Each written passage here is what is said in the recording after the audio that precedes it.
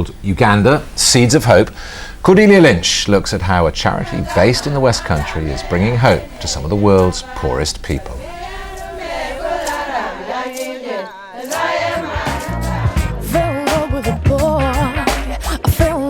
Singer Joss Stone arriving at Entebbe International Airport in Uganda. She's a successful recording artist from Devon with 10 million albums sold. But the orphans she's about to meet come from a very different world. They live in one of the poorest countries on the planet, where half the population go hungry. But Joss's success means she can make a difference. She's here to officially open Kira Farm, the first farming apprenticeship scheme for orphans in the country, run by North Devon charity Amigos. Hi, gentlemen. Hi, girl. It's excellency to see you all. Our ladies and gentlemen. People from You are very welcome to this function. Joss visited the farm when it was being created over 3 years ago, but today is her first glimpse at what it's become.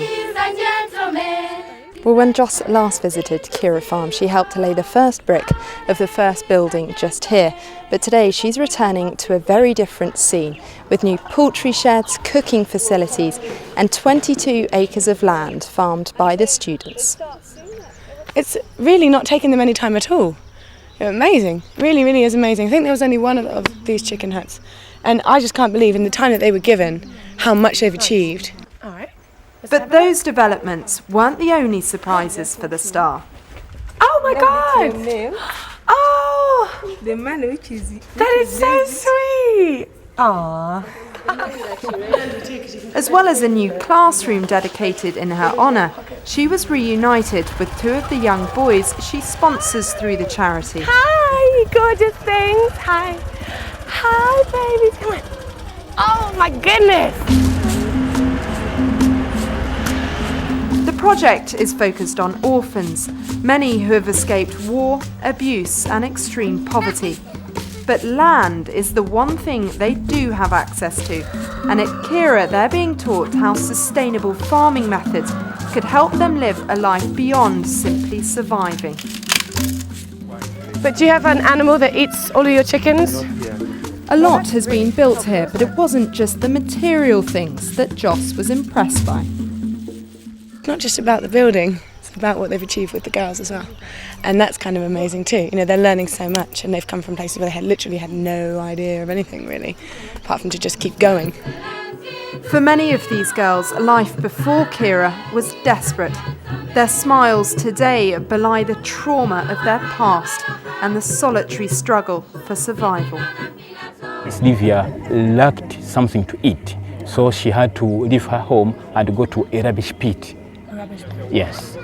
So it was a struggle between Sylvia, the birds, the dogs, and all that. Yeah, and it's not healthy. No, all looking for survival. That was less than 4 months ago, but life is very different now.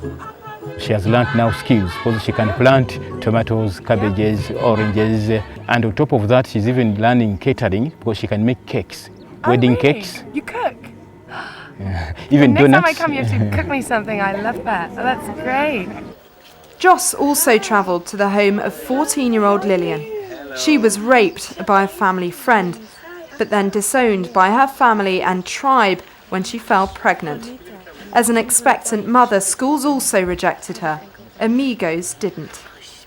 At night when Lillian was asleep, she felt something heavy. Right. So by the time she came to her senses, it was a man and in the dark. Right. So when the clan discovered that Lillian was pregnant, they hated her. So she had to run, escape, and she went and stayed with people she didn't know.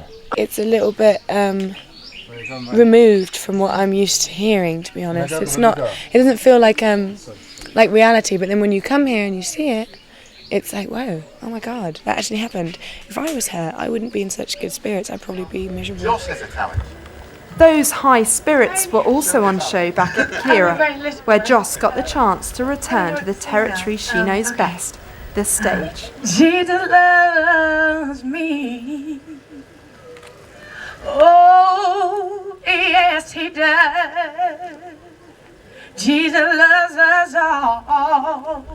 Oh, yes, he does. And then, yeah. That's about it. We are praying that she comes back. She's lovely. She's a wonderful lady. And I loved her voice. But I want her to sing really. We sing together. The voice has a good voice. She's smiling very well. She's lovely.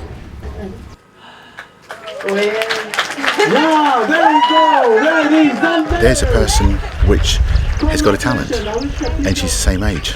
And that's what we're finding about these girls is what do they have that they can use? Joss has used her voice. These kids might be using the land that they have. They might be using some cooking skills they have. Everybody's got a talent. Perhaps the difference is that nurturing their talents may also save their lives. Cordelia Lynch in Uganda for the West Country Tonight. And tomorrow, Cordelia continues her series, Uganda, Seeds of Hope. She'll be meeting a number of orphan children now living on Kaira Farm, and here's some truly harrowing stories. But she ends the report with optimism and finds out how the West Country charity is helping to transform so many young lives. That's in tomorrow's programme at 6 o'clock, of course. And back to tonight, and after us, the ITV1 News Hour continues with Alistair Stewart. The most powerful emotions of parenting.